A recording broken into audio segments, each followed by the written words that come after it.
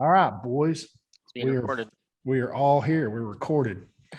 It's been a while since all of us have been together, and it's been a while since actually, honestly, any of us have had any conversation. I've talked to Andrew a little bit after day one of the event. It's the last time I talked to you, the Northern Open that you just fished.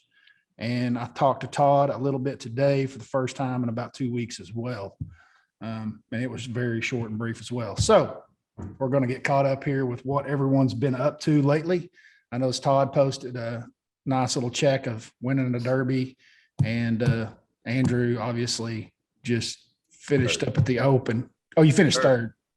Well, why don't you start with third place? It was a giant check, though. Yeah, dude, that's it. Listen. Yeah, you know me. I'm not gonna freaking ever want to thank you, Andrew. I'm not gonna ever claim I got first place when I got third. You're right. Like I was like, no, that's a third, but it's the check.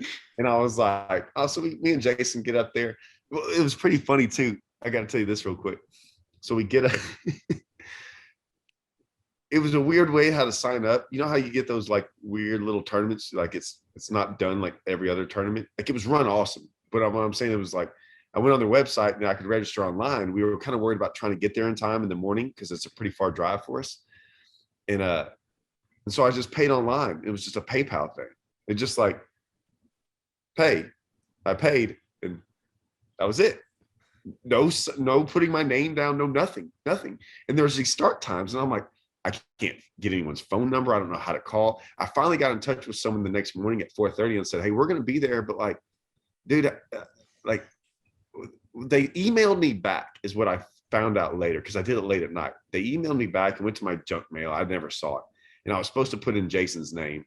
So I didn't put any, no names, no nothing. I was just hoping they realized we were in the event. Don't have to show up as a trailer event, all this stuff. So anyways, we get up there and we ended up coming in third. And Jason comes up to me. He's like, hey, man, they don't even have my name up there. So it had my first name, Jimmy. So it just had Jimmy Castledine. No partner, nothing. Like I went up there and they didn't even have his name down on the check. Like they had to go rewrite it like after we took the picture with it on stage. But they're like, hey, that's y'all's check. And I'm like, oh, Jason. Instantly, it was a fight, not over the money. It was like, who's getting to keep the big check? So I've got it right now. That's awesome. But yeah, it's a big check. It's awesome. Well, I love that. What about you, Upshaw? How was the North Country? It was good. You know, I got to spend some time up at Thousand Islands. First time I've ever been there. I went into it with kind of no expectation, really. I wasn't really sure what to expect, you know, because all the Great Lakes kind of fish a little bit different, no matter where you're at. And so I didn't get really any info, just kind of went for it. And had some really big opportunities. And, you know, I did catch big bass to the event, which that was cool. I broke my personal. It was this tall. I know, dude. It was so tall. You know, Russell, we don't ever talk about how long they are. We just like when they're big, we talk about how tall they are. Yeah. It's like this tall. Yeah, it was super tall. You know, I had some opportunities to have some mid 20-pound bags both days. I was getting bit doing some really weird stuff. I was catching them on 5-pound line basically the entire event. And what? Yeah. So what I figured out, you know, the wind blew basically the entire time we were there.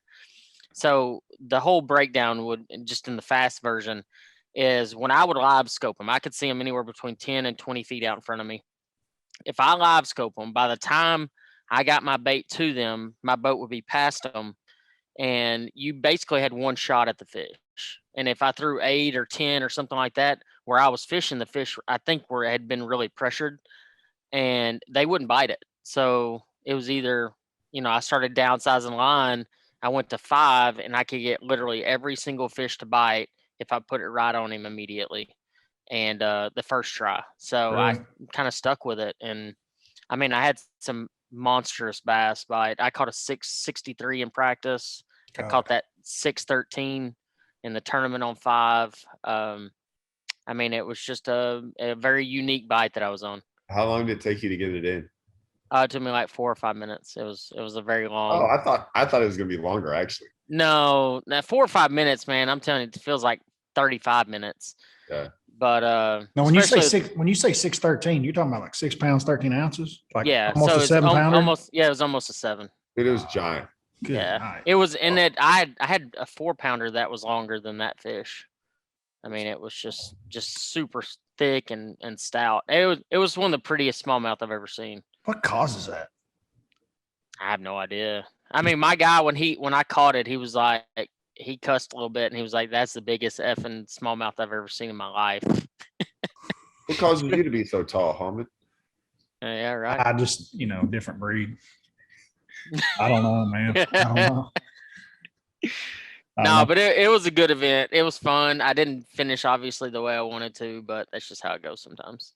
Dude, I got a video today sent to me by your roommate up there, Matt Fingerack. Uh-huh. I don't know if you've seen it, so maybe you have. He should have came home and showed it to you that night. It is the best footage that he's ever produced in his life, and he's embarrassed of it. He catches a 6, I guess, on the last day at like the last minute. I'm sure you've heard the story. Oh yeah. Have you seen the video? I have not. No, I heard he like went absolutely nuts though. Dude, Like- it is so raw. It is so real. It is the greatest thing I've ever seen. Like, it is all the emotion of like the end of the world's coming. It's gloom and doom. And then this fish comes over the boat and like saves the day. And I mean, the guy absolutely acts like he's on drugs. It's insane. He told me before. I hadn't even got to watch it yet because we hadn't gone through footage yet. But he told me, he said he was really embarrassed the way he acted when he caught it. It's like, it's perfect. I mean, it's the best video that he's ever done. But anyway, I'll send it to you guys after this is over. I can't use it on this deal because he'll probably use it on some of his stuff, obviously, hopefully. If he doesn't, then we'll blow it out. But yeah. Well, I was going to cover a little bit of mine. It's probably what this video was going to be about. It's probably how I title it. You know how we do things. Title of this will probably be why I quit the Bassmaster Opens, because I've gotten a lot of those questions as of late, obviously, right? Even from you two when I started. I did not go fish the Open at New York. And where were you guys at? The St. Lawrence? That's how dialed in I was. Yeah. So the St. Lawrence River. And I will not be at Lake Norman. So it sounds like while I quit, basically just doing a strategical deal that we all do in a lot of different tournaments. I just looked at my time and energy and money being spent, and I was mathematically, the end of that tunnel did not have much light in it. And there's quite a bit of light at the end of the tunnel in the Central Division if I put all my eggs into that basket and go for that goal at the end of the year. So I didn't technically quit, but I definitely dropped out of the last 2 Southern and Northern Open because that wasn't going to happen. Right. Just eat the deposit. It was $800 and that's an easy, I didn't even think about it at first, but once I got home and I got to looking at it after we got back from Oneida, it's what made sense for me personally. But I know it sucked because I know you were a little bit blindsided by it, Andrew, and I totally get why, because I was the one last year saying, dude, you can still do this. But I was telling you that after the first event of the year, and you were like mad about it, but I was right. You were really close at the end of the year. I probably could have fought it. And maybe if I'd have gotten really lucky and 4 might have been close, but that's all I would have been. And with this way, it allows me to spend more time and energy possibly on Alabama. So that's what I'm going to do. Dude, I did the same thing. I was the first one to do it back in April. Yeah. Yeah. I mean, you pulled it just to try to win Angler of the Year, and it worked out. So yeah. I mean, now I might go win Grand or Smith, and I won't go to the Classic. Right. But I won't look at it that way. I mean, that was really the only thing that was left for me in the Opens was like I had fished both of the other events in each division, and if you win the event, then you do have a Classic spot. But dude, like before anybody went, we were all like, well, the Johnstons, one of them is going to win it, and lo and behold, which leads us to what Todd was kind of mentioning before we got on air, like how are those guys so dominant? What did that have? They had 3rd and 4th place, 1st, 2nd, 3rd, and 4th were all Canadians. Is that right, Andrew? Did I read that right? I think it was something. No, it was like 1st, 3rd, 4th. Okay. Yeah, I think 2nd was not a Canadian. I think that was like Adam New or something. The thing that I find so odd about that, and y'all will agree about it. Oh, okay. When a body of water fishes really good, which that place does, right? Rayburn falls in this category. Grand Lake at times falls in this category, although it hasn't as of the last 3 or 4 years. But when something fishes really good, it tends to take away your local advantage. When things are tough, AKA like a Texoma, then local advantages seem to play more. But that place up there, it definitely fires, right? You see all the weights, but yet they still have a huge local advantage. Why is that? I know exactly why it is. And for years you always hear about people talking about St. Lawrence, Thousand Islands, all this stuff, and Johnson this, Johnson that, and believe me, they're like insanely good fishermen, and they've forgotten more about smallmouth than I'll probably ever learn in my day. But the one thing that I think that they do better than anybody is they make better decisions. And the deal is, and I'll give you a perfect example. When the wind blows out of the north, somebody like me, I'm going to kind of force the issue of going down the east shore or try to go out the Glue Islands. I'm going to go try to push the envelope a bit when they know from years of experience, they know, the wind's going to come out of the north today. I know to run this bank, it's going to be the calmest. I'm going to go over here. It's going to be the calmest, and I'm going to be able to fish efficiently and effectively. They make better decisions. They also know where everybody goes and fishes, and they don't go fish those places. They go spend their time in places that they know people aren't really going to go or haven't really figured out. That's why you see them kind of flip flop. Some days they go shallow, and some days they go deep. They know the days to go shallow and the days to go deep. They know the single boulders that those fish are holding on. And the thing is, on that particular body of water, they really, like, they are what I would consider magical boulders that truly have that better class grade fish on them than every other boulder around. And you can go to that boulder every single day and get bites. I personally did it every single day of a couple of rocks. If I'd have had 50 rocks to go to, who knows what I'd have caught. But Makes sense. they know exactly where to go. And the reason I know those guys know where to go is I was running on day 2 and I get passed by Chris Johnston, and he cuts this odd way across the lake. And I'm like, I'm going to follow him because I knew he was going to the lake. So I was like, it's rough. So, I mean, he obviously knows where he's going. Dude, he cut around this corner, and I didn't even know this place existed. And we ran in calm water all the way out to the lake. Wow. And I had no idea. Like, I didn't know what the exact direction and exact bank to try to hide behind, and he knew the exact path to go.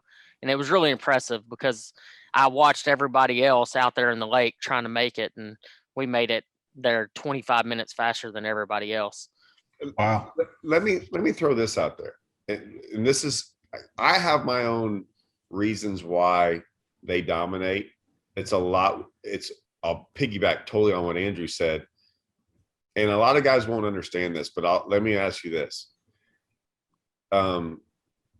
So what tournaments have been won up there?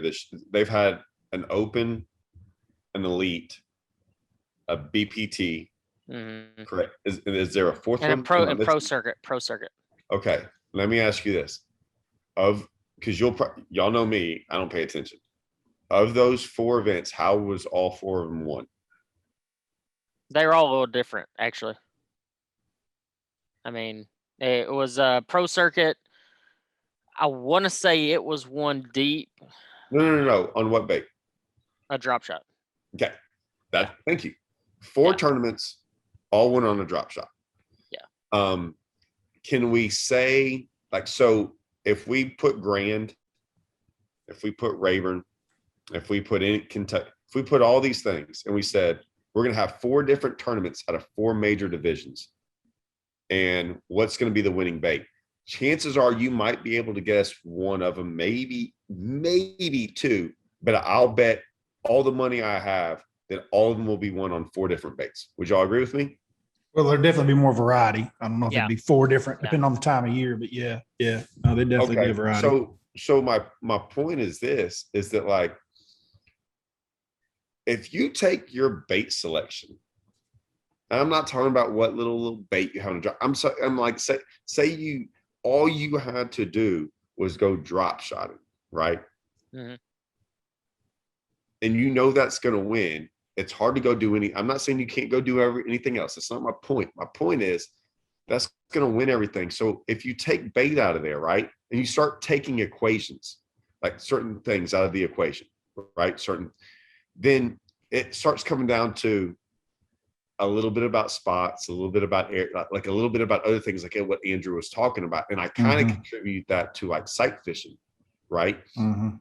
It's like, who's the at sight fisherman? You might have a better sight fisherman over here who might be better, but you go to their lake and it's like, you might even be able to beat those guys. But the problem is you won't know everywhere to go. Like you won't know that like a 10 pounder, that certain places are just a little bit better. And like Andrew says, when I sight fish on Rayburn, I know I can go on day one where everyone's at.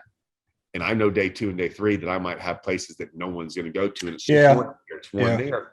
And man, I mean, Andrew, I mean, y'all know, man, like sight fishing for me on some of these places, it's going to be a top 5. And because now, it also has to come down to clear water and all this stuff. And we haven't been able to sight fish on Rayburn in like 5 years.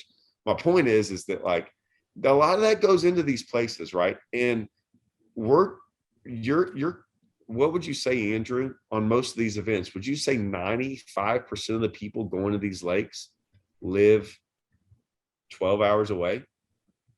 Or probably less. 10? I'd say like, around in that. I mean, you got guys from most of the East Coast, northern East Coast, Maryland, all the way up to I had a co-angler from Pennsylvania. That's no, what I'm saying. But what I'm saying is your pros too. I mean, you have guys like Sam George that are travelers like we are.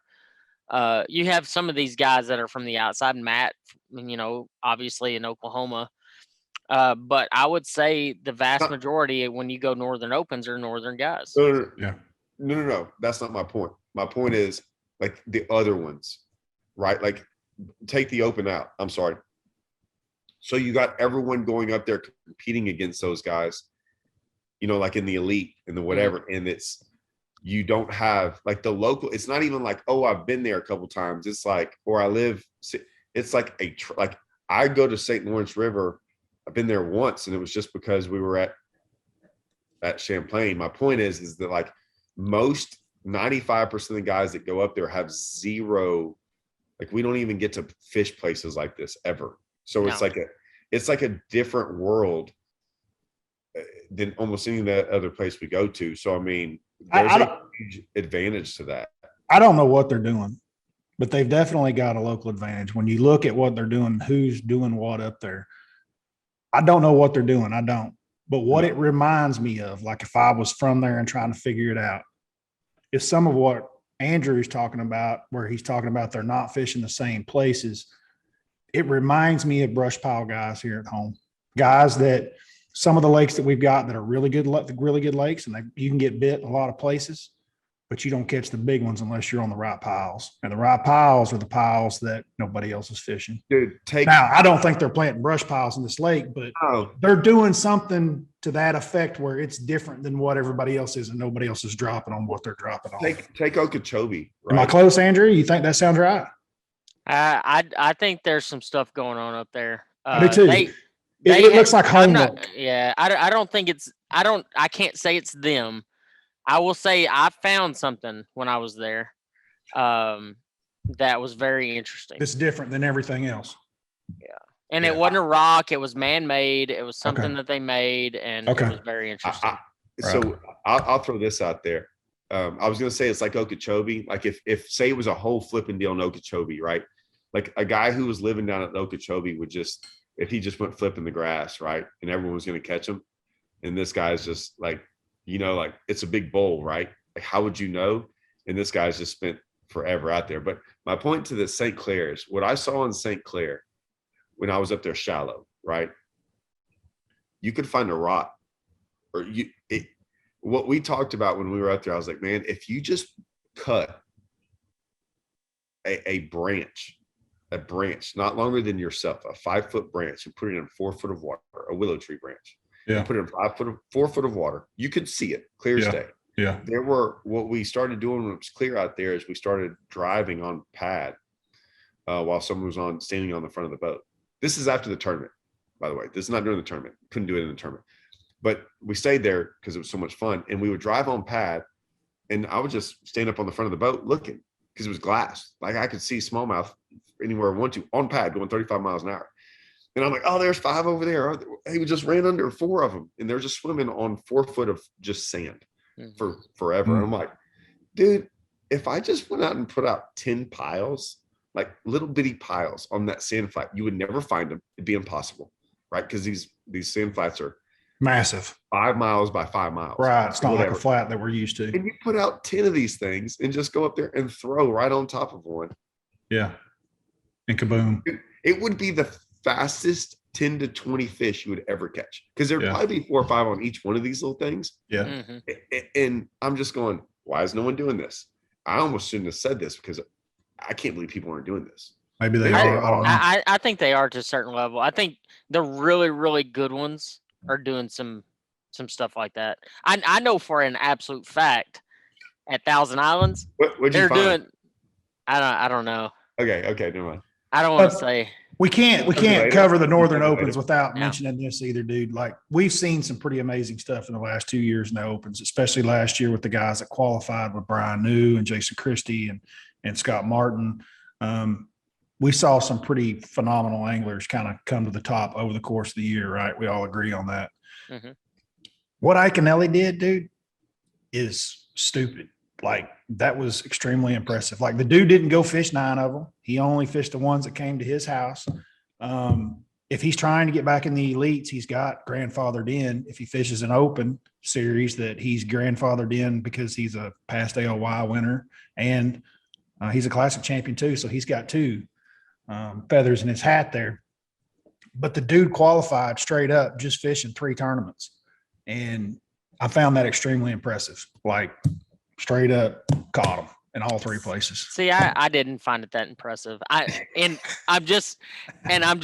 say why. Okay. I don't have a problem with Iaconelli. I think he's a great angler. He's a great promoter, whatever. I didn't find it impressive, and I'll tell you exactly why. Iaconelli has an extremely extensive track record on the James River and Potomac. I agree. Extremely. I agree. And one of the best current tidal water river anglers known to man.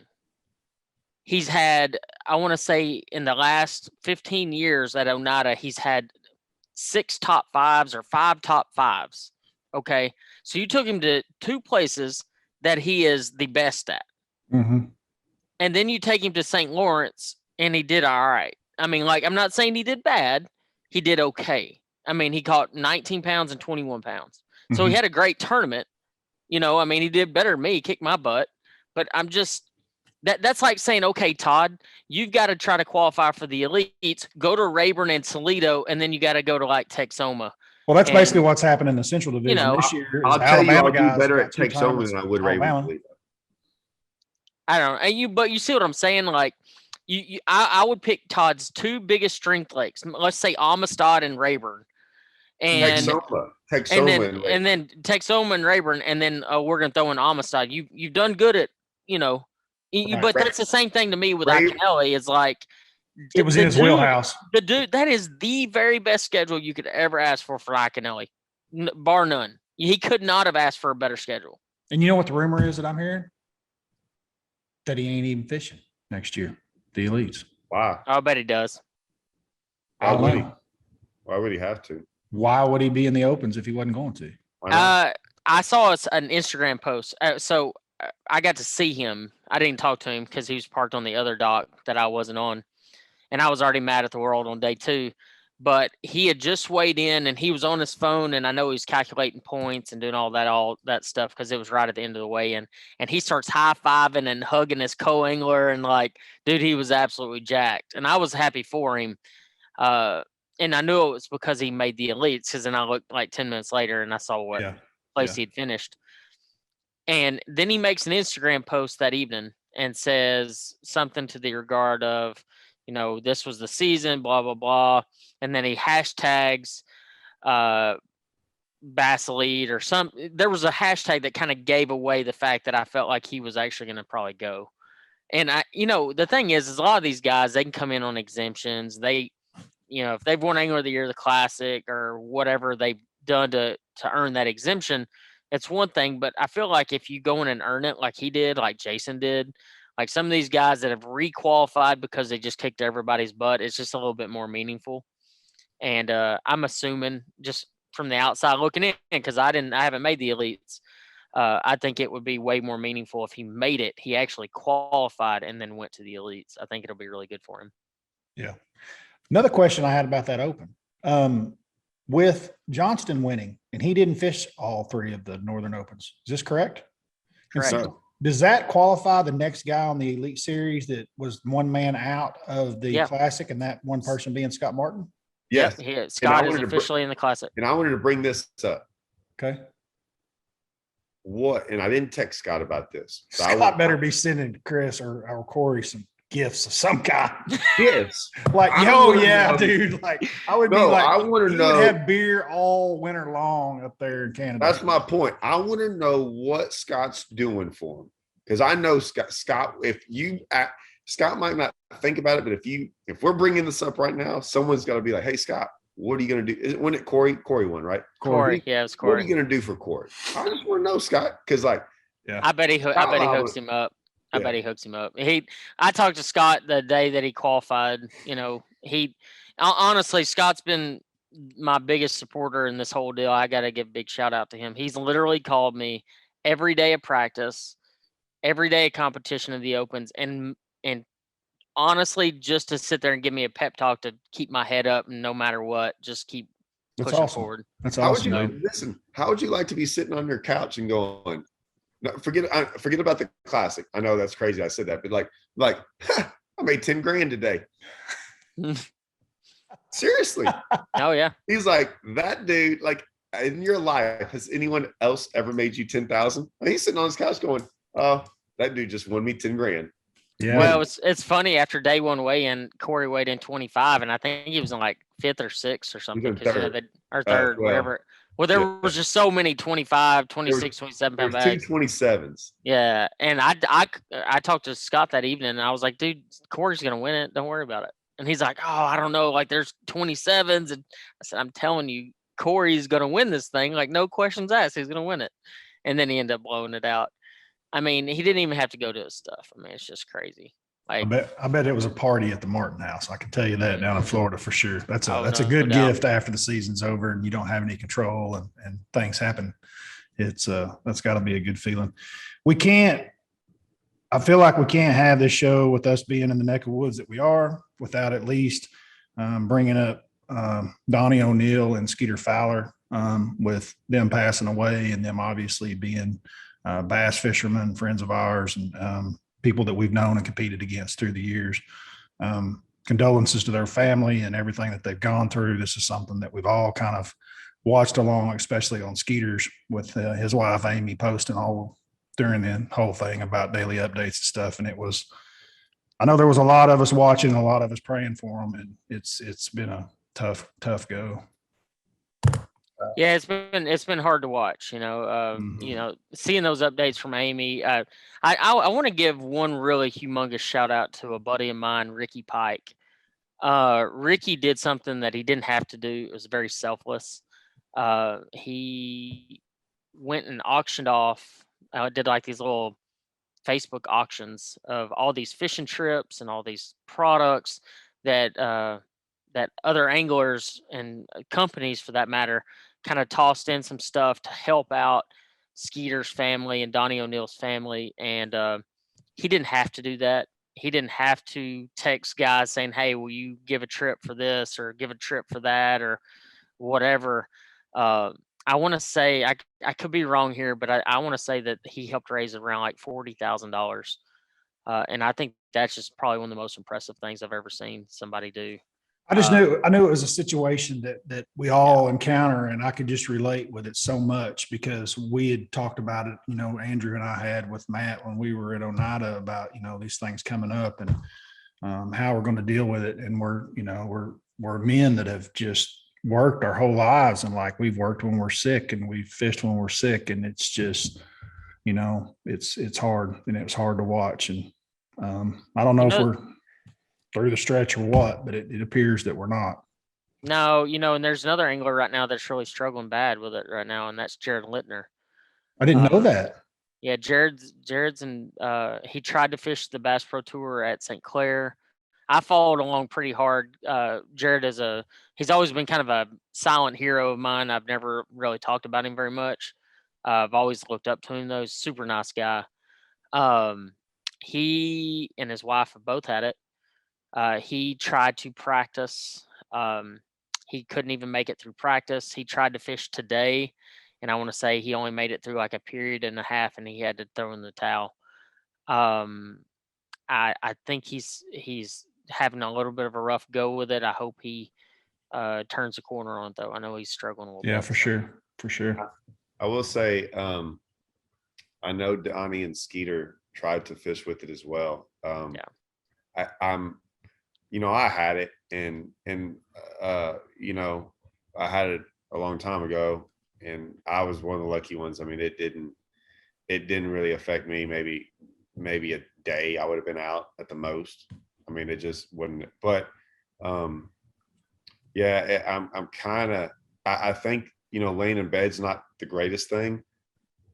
But I will tell you, like later on, I probably I went out there and started playing some ball and working out, probably a little too early afterwards, and it affected me. It almost affected me more after I did that. I'm not a doctor. I don't know. I'm wondering. I don't know if I've fished a tournament before when I was really, really sick. Actually, it was that Toyota one, or Coaster, Andrew, the last one on Rayburn with the one. I lost like 15 pounds. I was throwing up. It was all. I remember that. I do too. Yeah, but it was just, but it was different, right? Like it was. I don't know what I had. It was just sick, and it was whatever, and I pushed through it. I don't know if I'd recommend going out. Something about this really does something to you, like the tiredness and the fatigue stuff. I don't know if this is something you want to go try to push through. I think this is a little bit more. Yeah, I actually called Andrew during practice at some point and was like, dude, if you start feeling bad, don't do this. Because I mean, I know how it is when you're fishing for points and all these things. Yeah. And I mean, just like you're talking about Jared doing, and I wasn't aware of his situation. Yeah, me neither.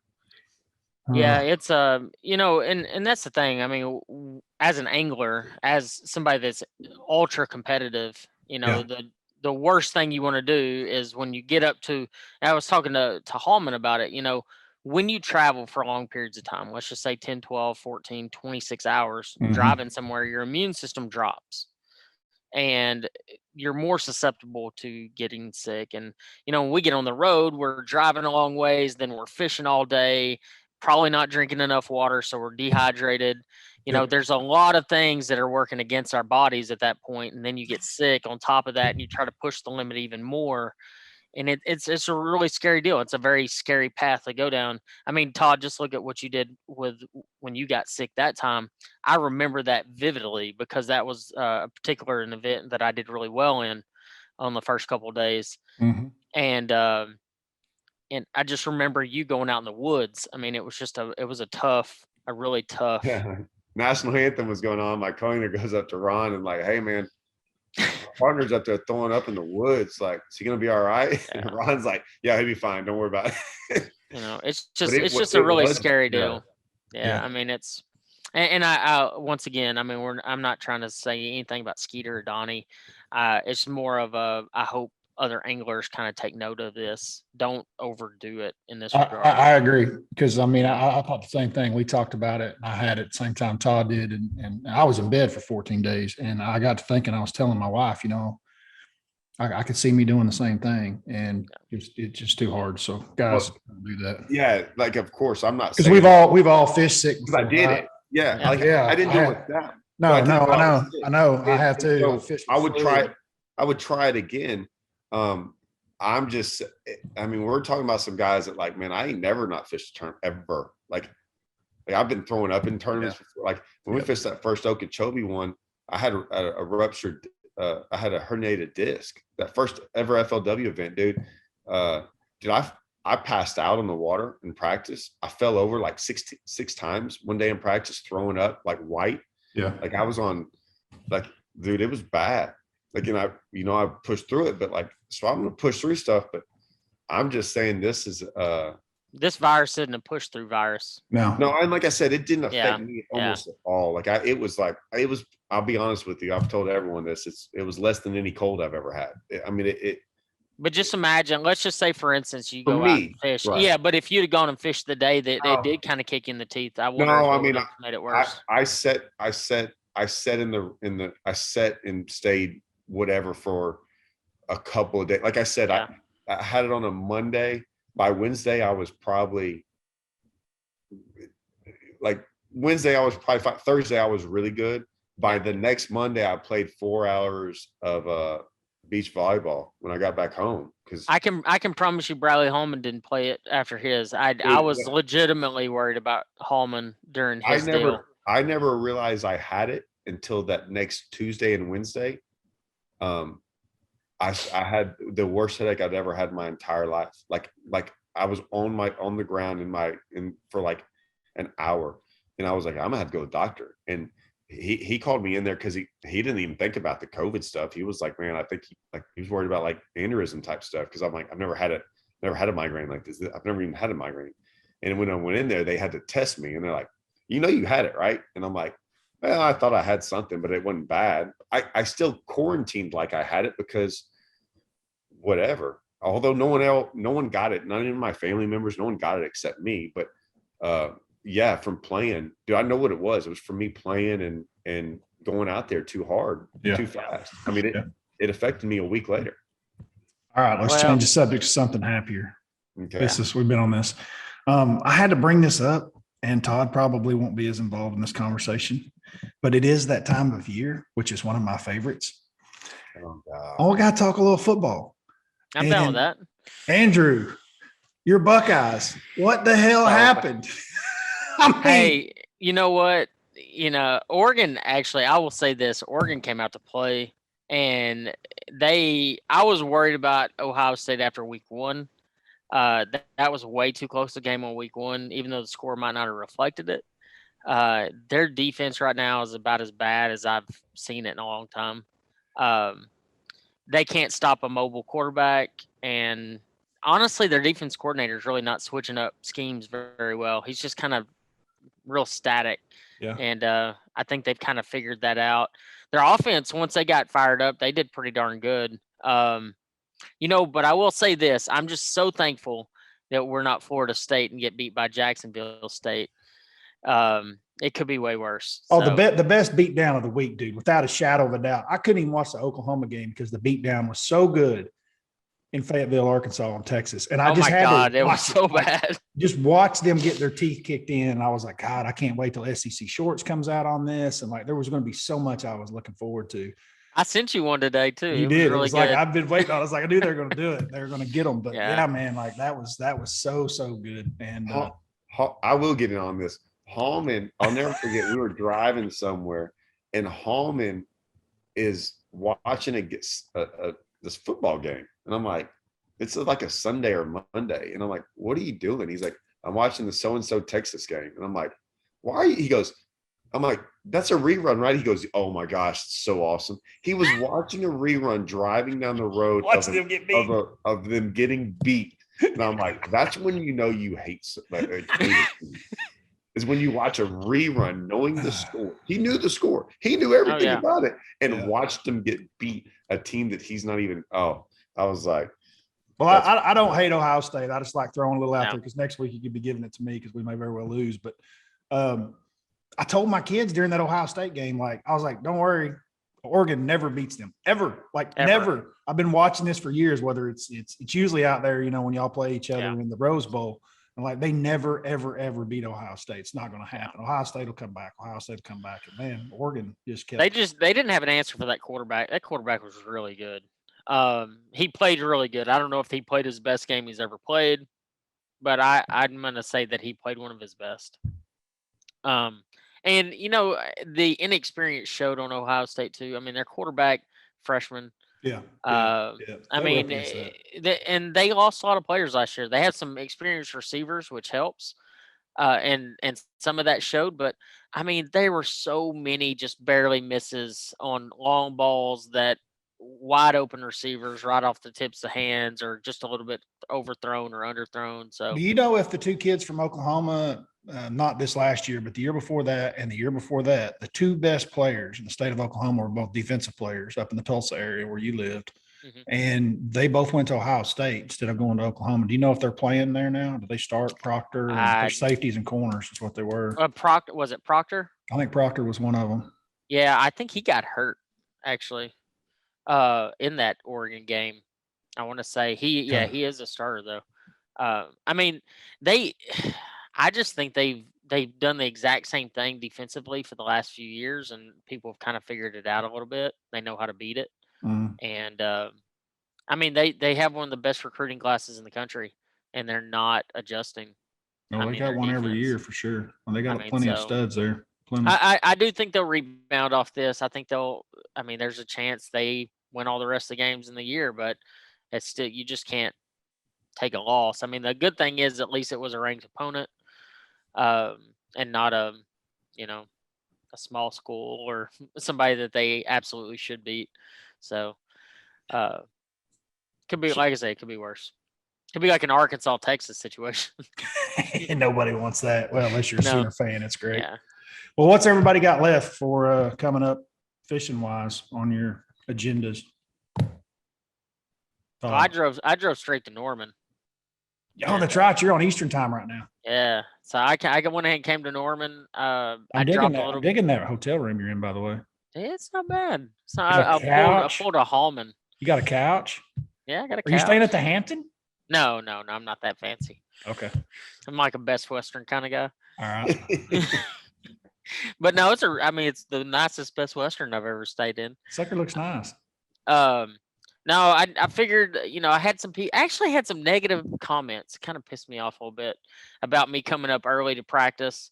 I just didn't see any point. Okay, it would take me 26 hours to drive back home. Mm-hmm. Okay, and then it was a hard like 15, 16 to back to Charlotte to Lake Norman. So I'd have had to drive home for 2 days. So I wouldn't have gotten home until Sunday night late, more than likely. And then I'd have been home for like 2 days, and then I'd had to take another 2-day drive like 2 days later. It's just like, it didn't make any sense. Like, what's the hate about? I want to hear about that. I guess because, like, why are you practicing on so long? Why aren't because I'm fishing Tuesday and Wednesday night jackpots. Yeah, how many days are you going to be there? I'm going to be here until the tournament. So next Thursday. Wow. You really should get in a couple of jackpots. I probably will. What is today? Monday? Monday. Yeah. I'm here like maybe 3 days earlier than I typically would be. Honestly. Yeah, but here's the cool thing, man. Like of those days, I know what I would do. Like I would probably fish a couple of days, and then I'd probably take a day where I don't fish. I didn't fish today. I would be calling the people that are on your cell phone. I would call Matt Airy. You want to fish Tuesday night? I would be calling Brian Thrift. You want to fish Wednesday night? I'd be calling Brian New. You want to fish Thursday night? Yeah. It's I went and got my Yamaha service today. So I washed some clothes today, and I just kind of hung out at the hotel. Like I'm not like, people think I'm going to come here daylight to dark it. Do y'all realize, like, not y'all, but like anybody watching, do you realize how hard it is to go, let's say 7 days daylight to dark, or 10 days or 15 days in a row? Like, it's, but like just that many days daylight to dark is this time of year. It's hot. It's hard. Like I said before, we don't drink enough water when we're out, and I don't even know if we could consume enough water when we're out there. If I was going to fish that many days like that, like what you're doing, and like it's different when you're at your house, because you can cook and do some different things. But when you're out there, like not being able to really eat, like I wouldn't fish past 3 or 4 any of those days, and like get back, get some rest, cook, eat, like. And that's kind of my thing. Like I think I graphed. I went and fished on Sunday because I couldn't get my motor serviced on Sunday. So I went and graphed literally for like 6 hours, and I just did it just because I knew I wouldn't overexert myself by just running my big motor and looking. Yeah. And it's not a big lake. Like, it's actually really small, and I think it's going to fish really small. But I figure it can't hurt to have a little bit in your back pocket on this place. I'm in 8th place in points. I'm about 55 points out of 3rd, and I come in here with a top 10 or something like that. Hell yeah. That changes the game a bit. So then it makes Smith Lake and Grand Lake a little bit easier. And I have experience at Grand, maybe not the best of experience like Hallman or Todd, but I do decently well in the fall there. And so, and I got Smith Lake, and I've always done well there. It's a place I really enjoy. So I just got to survive this one, and I say survive. I mean, obviously the goal is pretty clear. I want to make a top 10 in this event, so I'm doing everything I can to do that. So more power to you, Bubba. More power to you. Yeah. What about you, Castle Rock? I've got so after that tournament on Palestine, we went and fished which I knew I didn't want to fish it. Jason taught me into it. It was the Bass Champs event on Rayburn. I was gonna ask that if y'all fished that. Okay, y'all did. Okay, I didn't look at the standings. It's a 3-fish deal. I hate fishing 3-fish deal. I didn't even want. I told Jason when he told me that, he said I didn't even want to tell you because I knew you wouldn't want to fish it. Jason didn't want to fish either because, like, we're guys. We fish tournaments with 5 fish. That's what we do. 5-fish tournaments. I didn't realize we were going to go fish a 3-fish deal. Don't get me wrong. We've won some 3-fish deals, and I hate them. I don't like fishing big bass events. I like fishing Tournaments. little man stuff. So, anyways, stupid. Anyways, and we didn't practice for it. We didn't do anything for it. We just showed up because whatever. So now I'm gonna go practice because we got a 2-day BFL this next weekend. So I'm gonna actually go practice for that thing. And then then I go back to Palestine. That's kind of what we went down there for, is just kind of fish a little derby before the TTO on Palestine. And let me tell you something about this TTO deal. I'm just going to bring it up. I don't care. I was a little worried because we only had like 70 boats in the first one. And I didn't know if guys were going to get like upset about it or whatever.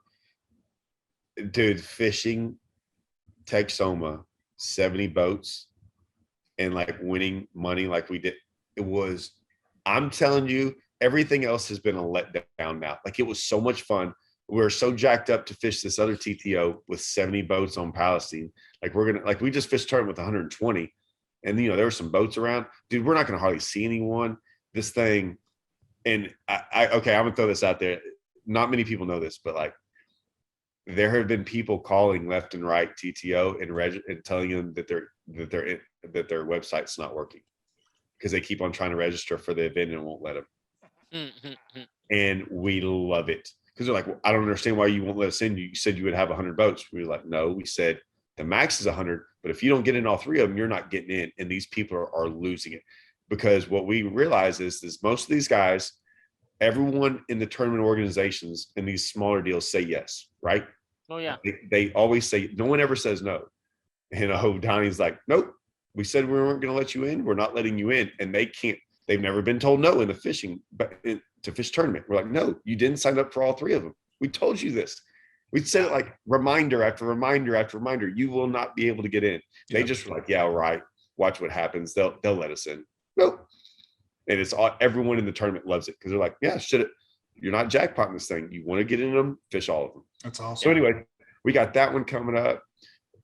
Grand and Smith with y'all, which is going to Jason's a little mad, but one of them interferes with the Bass Champs Championship on OHIV.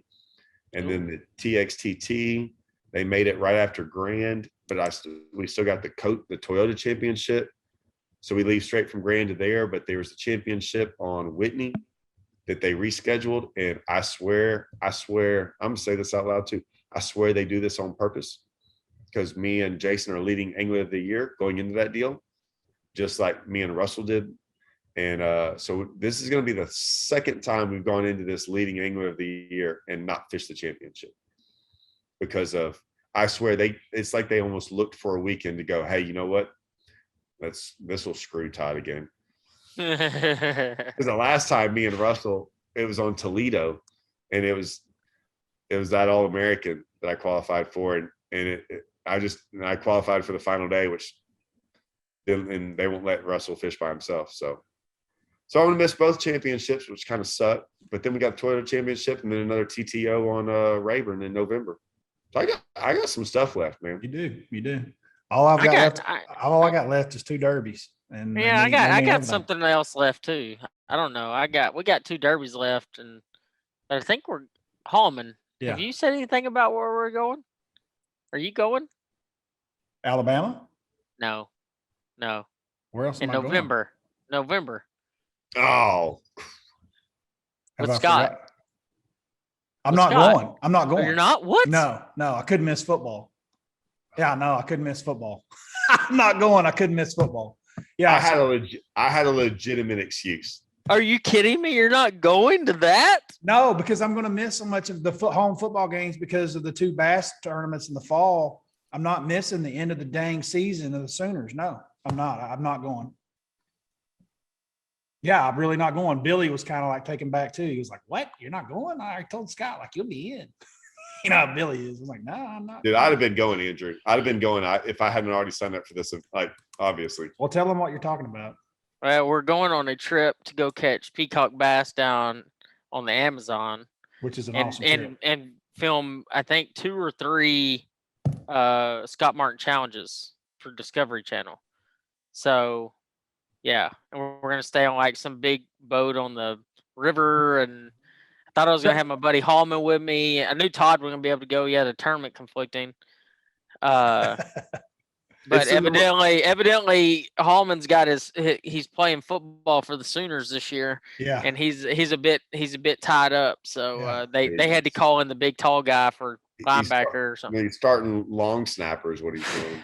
Dude, it is kind of terrible to be so ate up with something that you have no control over. I agree. I mean, totally like agree. zero control. But dude, I enjoy it too much. All I'm gonna say is this: I'm gonna take a big old Woodchopper.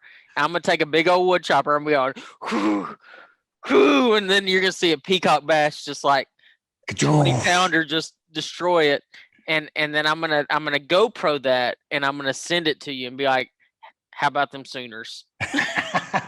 I have been on that trip before. So about 3 or 4 years ago, I went down there and did that trip. So it's not like I don't have a clue. It is a trip of a lifetime, dude. It really is. I had so much fun there. I ate the most craziest things. I ate, dude, one day for lunch, I got on the bank with the Aborigines and they were turtles. They'd caught turtles out of the river and they cooked them over an open fire. This is no joke, dude. They cooked them over an open fire. The people on my boat wanted no part of it. The people on the fishing trip. Yeah. But the guides that take us out, they were going crazy about how good this was going to be. I had to join. So I grabbed 3 or 4 beers and off the woods I go with the guides while all of the people that I'm with go to the boat to have their rice and fish that's prepared each day for lunch. I get there and that's all it's there is turtles. And they have cooked them just like on the backside of their back over an open fire. So when you eat it, you just grab the bottom part of it, and you pry it back and then you just start digging in and it's pretty good. It's like eating chicken, kind of, you just kind of stayed away from the innards and stayed to the muscles, what I did, but I enjoyed it. I ate 3 or 4 of them. Pretty crazy, dude. Pretty crazy. I don't know if I'm going to do the turtle eating. I might though, just for the fact of it'd be a really good video. I saw things down there like I'd never seen before. I met an older couple, the ones that cooked those turtles. It was a married couple. They were probably in their 60s. They lived on an island in the middle of the Amazon River, and they had a stick hut. I mean, literally a stick hut is what they lived in. They had 2 hammocks. She kept house like that sucker was anybody else's house. She raked. There's dirt floor. She raked the dirt so you could see rake marks. Like instead of having carpet, she had rake. I'm not lying about this, dude. That's where they lived. Not a camp. That is where they lived. It was incredible. Incredible. That's been my since I was probably 18, 19 years old. If anyone's ever like, hey, have you ever been to this lake or like, what's your drink? I'm like, dude, my number one thing I've always wanted to do, like, it's not even close. I don't even have a number 2.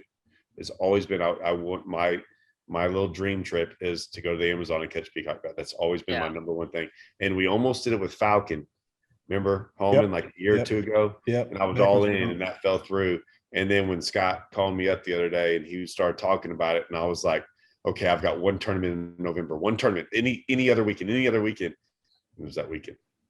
They haven't had much business because of COVID. I mean, it canceled all last year, so they're going to be excited to get some people in there for sure. I'll tell you this, Andrew. The one thing I'll tell you is, it's like, you better get on Castleδιne's workout program, because I always thought I was pretty tough, dude. That Woodchopper will flat wear you out, dude. Like, it is. So I did a trip down to Panama in the ocean, and I was catching rooster and some of those on those big bell poppers. Yeah. And that was one of those where it'd kill you. I mean, because you're just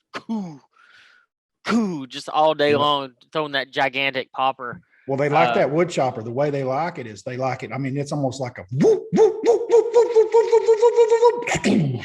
So like, and it's not like jerking a spook, dude. That thing is huge. And to get it to move that quick and to get that sound to it, like, you'll think you've got it. Like, I swear to God, you'll think you've got it down. You'll be like, that sounds good. And then tell your guy, hand him your rod and go, do it again.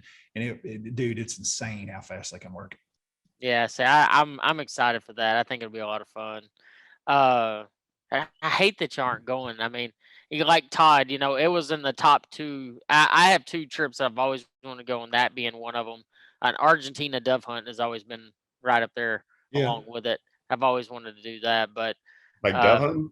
Yeah, dove hunting, going like Argentina. Don't they go through like 1,000 shells? I want to melt a barrel really bad. No, they go through guns. They hold guns. Yeah. It's like they just rotate guns. Yeah. That's melting barrels. That is like, I've watched a few of those YouTube videos where they actually shoot them with bows, and I just think it's like there's that many dove that they'll pull out a bow. And parrots. Yeah. They kill them parrots like that on there too. Yeah, it's just crazy. All right, let's close this down. I want to thank both of y'all for coming on. Guys, go follow Todd Castledine Fishing, Andrew Upshaw Fishing, all our YouTubes. I'm sure most of you guys watching by this point. My TikTok. We've worked together. That's where I'm headed. That's how I'm closing this out. Andrew, do you realize that Todd and I started TikTok? I did see that y'all started a TikTok. Do you have TikTok? Yes, I do have a TikTok. We're all going to be TikToking together. No. That's what we're going to work on over the next month. Todd has watched more TikTok than any person I know. I agree. Like, the dude, we'd be in the house and he's just watching videos and laughing literally the entire night watching TikTok videos. I don't get it at all. I don't get TikTok at all. Oh, they're so funny. Some of them are just hilarious. It's actually way too addicting. Like, you just got to put your phone down. I'm not even a comment, because like it's really addicting.